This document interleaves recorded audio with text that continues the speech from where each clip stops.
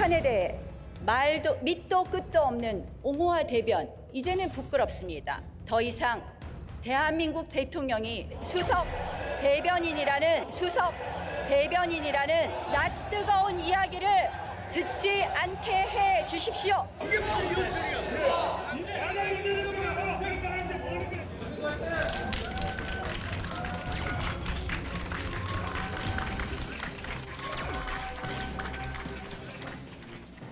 일단은 이제 대통령을 김정은 수석 대변인이라고 이제 얘기를 했는데 거칠었죠.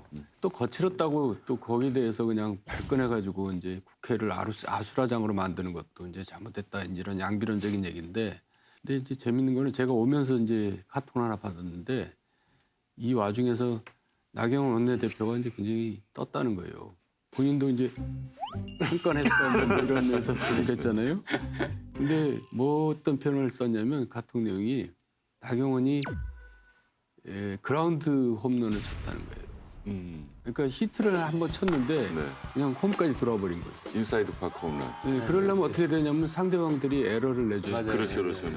첫 번째 에러가 이제 대표 연설을 막고 못하게 하는 경우는 저를 또 기억이 잘 안 나거든요. 네. 대정부 질문 같은 경우는 이제 질문 못하게 막 떠들고 그런 적이 있어도 네. 대표 연설은 그렇게 경청해 주는데 대표 연설을 막고 너무 못하게 했단 말이에요.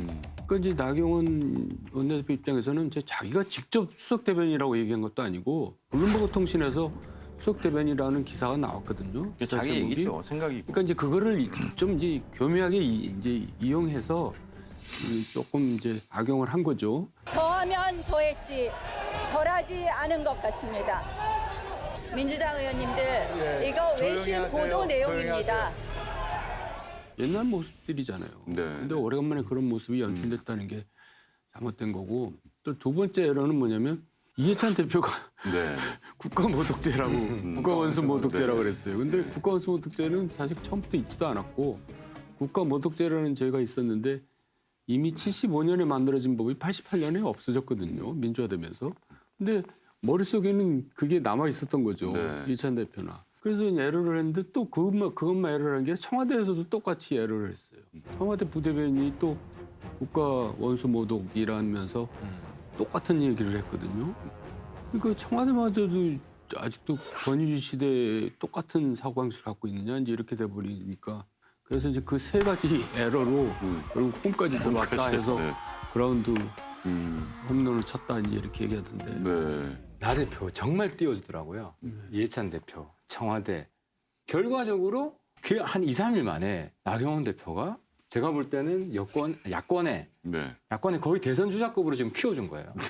예. 정말 좋아하고 있어요, 정말. 오늘 또 봤는데 네. 뭐 막 얼굴이 그냥 막 찢어지는데 오. 작전인가요? 키워주는 게? 정돈 선배는 그라운드 홈런을 쳤다고 규정을 했는데 저는 자살골 해트트릭을 세웠다.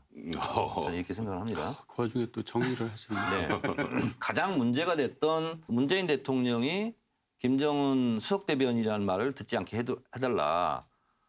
원고에는 외신이라는 얘기가 없습니다.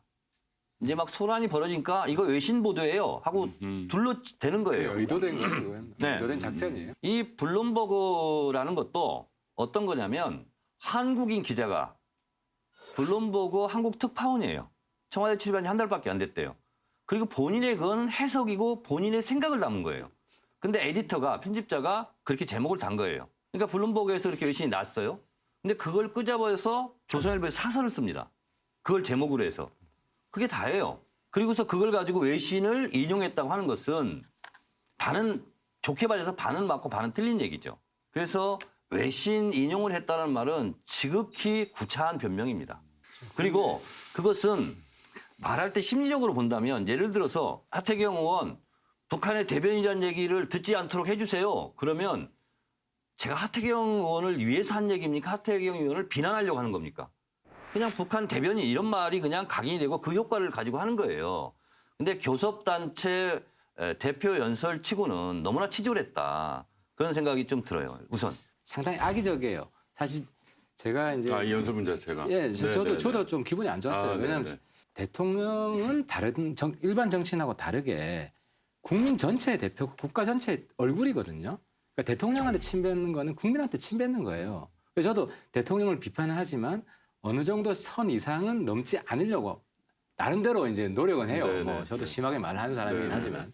근데 문제는 그렇게 심한 이제 이야기를 들었을 때 반격하는 방법인데 예를 들어 저는 이낙연 총리라면 이렇게 했을 것 같아요. 중재자가 실제로 그래 아까도 얘기했지만 북한을 만났을 때는 미국 대변을 해요. 미국을 만났을 때는 북한 대변을 하는 게 중재자예요. 그러니까 맞다. 우리는 문재인 대통령은 북한의 수석 대변인이기도 하지만 미국의 수석 대변인이기도 하다.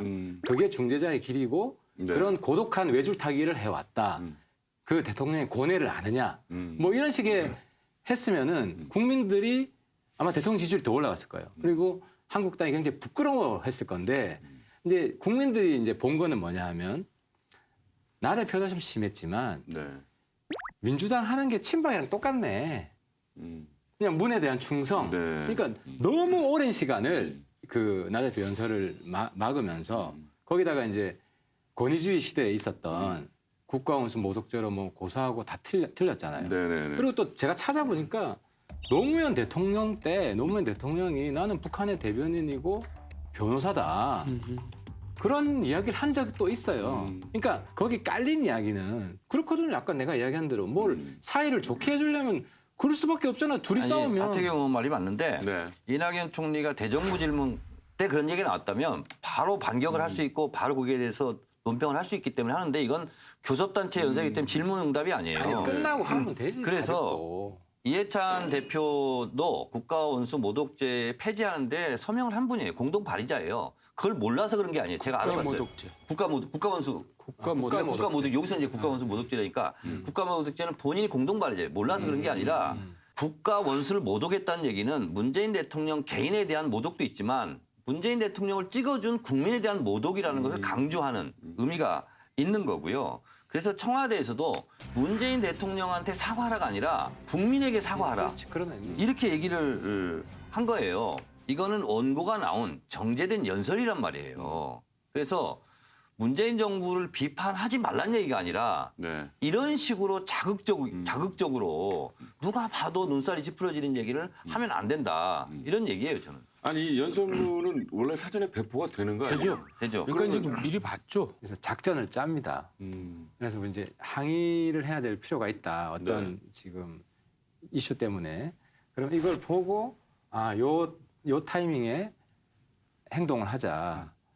그럼 우리도 이제 한번 했어요. 네. 그때 추미애 대표 시절인데 그래서 이제 누가 동뚜기를 했는데 가만히 있는 거야. 네. 가만히 있는 항상 급한 놈이 나예요. 그러니까 뭐해. 그러니까 형 나 못해. 근데 순간적으로 이 타이밍 놓치면 또 이상해지잖아요. 그렇죠, 그렇죠. 네. 이 기자 쓸 때 전혀 맥락이 안 느닷없죠. 맞거든. 네, 그래서 네. 이 타이밍 놓치면 안 돼. 순간적으로 내가 또 일어나가지고 그게 말이 되냐 해가지고 동 떠가지고 우리 다 나왔어.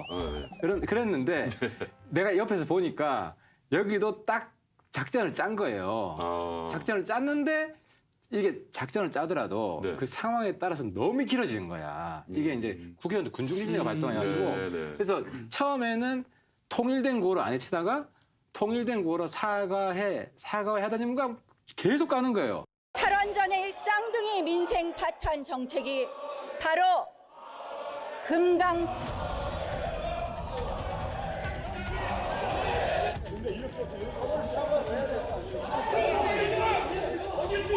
자, 조용히 하세요.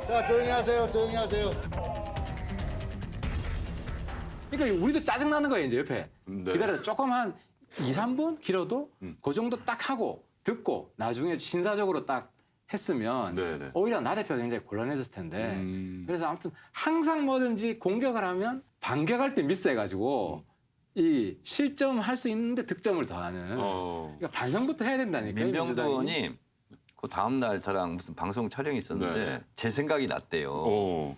제가 19대 때 실제로 어떤 일이 있었냐면 이제 막 소란이 벌어졌어요. 근데 제 목소리가 워낙 커요. 데시벨이 높아. 일단 새누리당 쪽을 향해서 일어나가지고 조용히 하라고 그래요. 제일 커요, 제일 커. 그러면 오. 순간 뭐지 하고 딱 조용해요. 그러면 우리 쪽 민주당 쪽에서 그 틈을 이용해서 막 찍고 다니는 거야. 민주당도 조용해. 양쪽 다 조용해. 그리고 제가 앉거든요. 그럼 또 조용하게 또 가요. 그런 적도 있었는데. 국회의원들은 목소리 커야 돼요. 네. 나는 아무리 소리 질러도 안 들려가지고 거기서 가만히 있어. 예. 몸을 쓰지 않으면 난 이렇게 카메라 잡히질 않아. 네. 두 분이서 재밌게 얘기하는데 찬물을 끼얹어서 죄송한데 네, 네. 국회에서는 마이크 잡고 얘기하지 그냥 육성으로 얘기하는 건 저는 옳지 못하다고 생각해요. 목소리 좀 작아서 그러는 거 아니에요? 네? 물론 그런 면도 있죠.